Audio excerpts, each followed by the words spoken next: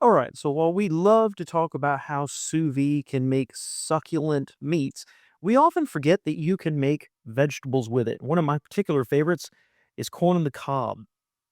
Now, during the winter, I buy these pre-cut, pre-shucked, frozen, and I just kind of leave them in the freezer. I discovered some back in the back there, and we're going to make them tonight because I'm currently cooking over here a wonderful rack of ribs. So, as always, you're going to want to get your bag, and then you're just going to put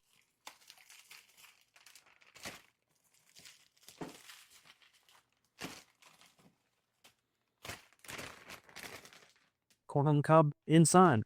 I'm going to grab a little bit of butter to put in there, maybe a couple tablespoons worth. I'm going to give it just a dash of some salt,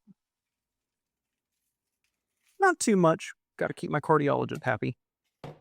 And I'm going to hold off on the pepper until the end after it's all done cooking.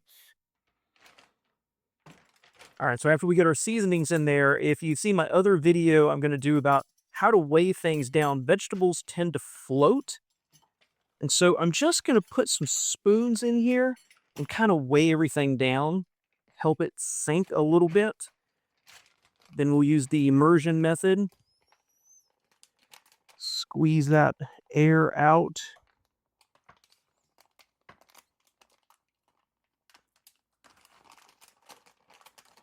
And then I don't do anything fancy. I literally use a Q-tip to hold it in place. Now, the most important part is, of course, the time and the temperature. If you are using fresh corn, you only need to do it for about 30 minutes. Now, you can see here, I'm setting the temperature at 181. You can do it somewhere around 181, 183. Just try it. And then, because these are frozen, I'm going to add 10 minutes to it and cook these things for 40 minutes. And that's all it takes. I strongly advise you keep an eye on it. The the corn will become very, very mushy if you overcook it. So if you've got a question about how long to cook it, honestly, go less and see how it does. What works for you and for your equipment. Thanks for watching.